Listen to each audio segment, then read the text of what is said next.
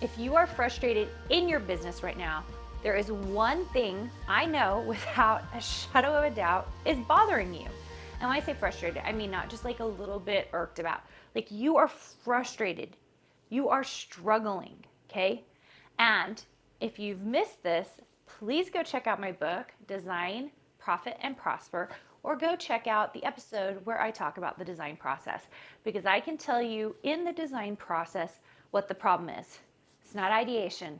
It's not implementation. Production, for the most part, can be fixed. You are frustrated because of sales. You're frustrated because you're not making money. 100%, any designer I know, they're not frustrated because they're not creating everything they want to create, right? Unless they have a job, right?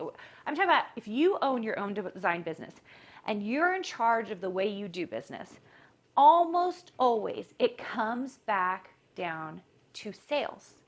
How are you doing in sales? If you're not making the kind of money that you want to be making, then you have a sales problem. And all of your frustration is wrapped around that. And even if you say, no, Carina, actually, I think I have an implementation problem, okay?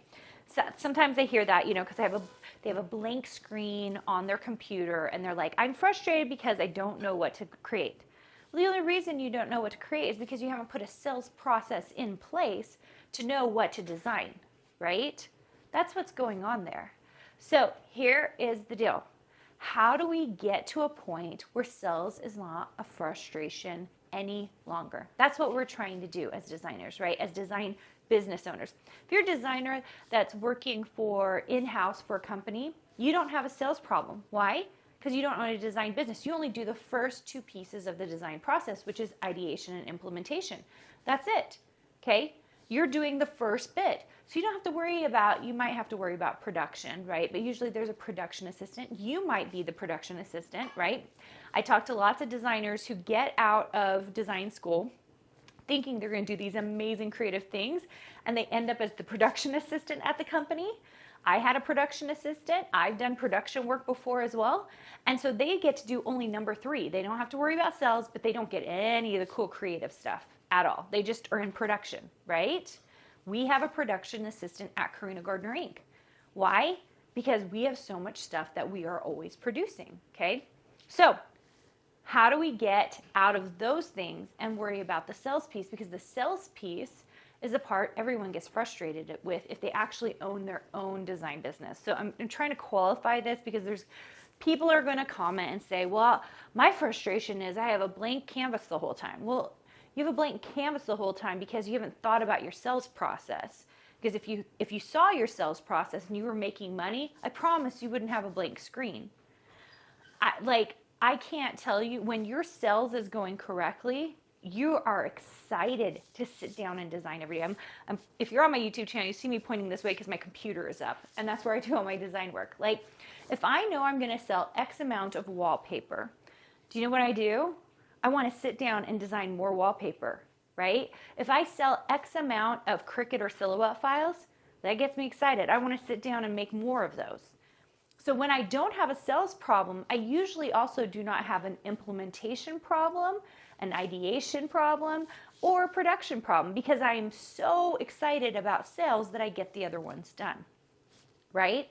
So if you're frustrated right now, it is almost, I guarantee it, because of your sales process.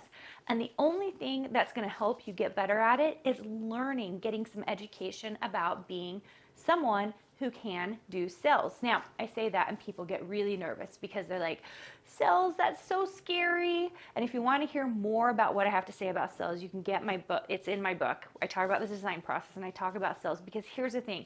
As designers, we actually have the easiest sales process ever. That's what's the craziest thing about this whole thing, is that we are very much passive salespeople.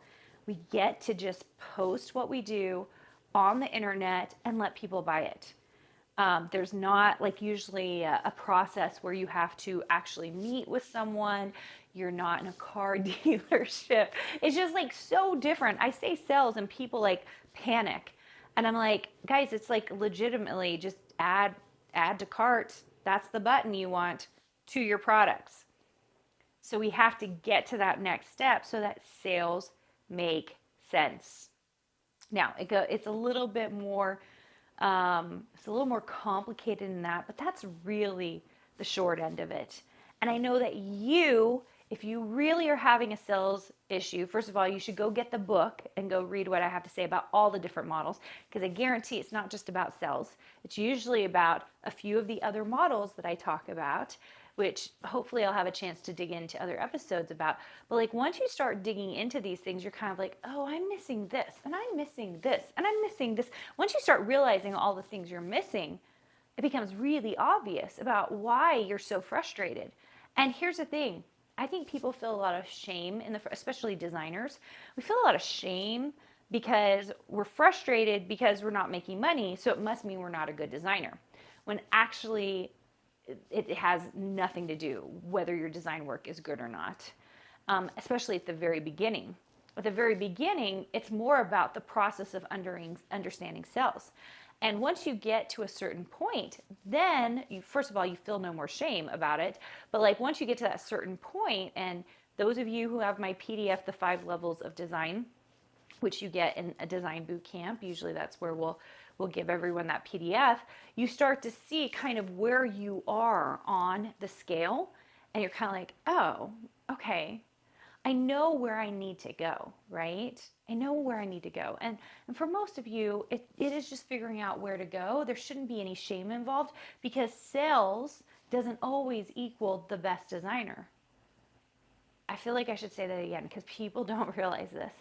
Sales does not always equal the best designer. It usually equals the designer who's willing to put themselves out there the most. So that's why sales is such an important part of that process. If you want to learn more, go grab the book on Amazon. Hope you can grab that and see what's going on there. If you want to join me in something more, you can come join me for a design boot camp. I don't know if I have one going on right now, but you can check my website at carinagardnercourses.com/design-bootcamp. And we're going to talk about sales. We talk about it. We talk about wrong and right ways to go about it. And it's really very simple, you guys, very simple. But it's so funny because the more I talk to designers, the more I'm like, it's like still a mindset shift. People want to think of it as one way and they want it a specific way. And then they're grumpy that it's not the way they want it to be or the way they've seen it on the internet. And then I have to pull them over here and be like, this is the way it actually is. And lots of them are like, nope, I don't want it to be that way. And because they don't want it to be that way, they end up not becoming designers. They're stuck in their current situation. They never pivot. They just keep spinning their wheels over and over and over again. And I see it all the time. Just continue to spin it. Like even though they know that if they do not change, they will never make more money or make any money at all, which is so sad. But you have to make the choice to make that shift, to make that change. All right, guys, hopefully that was helpful. So happy to have you here on the podcast. If you're on the Make and Design podcast, make sure you subscribe to the channel because that way you'll get updates on all the new things that are going on here at Carina Gardner, Inc. And if you're on the YouTube channel, something special is coming to YouTube. If you go to youtube.com/Carina Gardner, which if you're on the podcast, make sure and go over and subscribe because in April, we are coming out with something special. So I think you're going to really enjoy it. We're going to be releasing some collections, talking about it and showing it off in ways that we have never done before. So we're really excited about this. Make sure and go check that out at youtube.com/Carina Gardner. Okay, see you guys. Hey, did you know that you can visit me at makeanddesign.com to learn more about this podcast and join my VIP group for weekly freebies? I can't wait to see you there.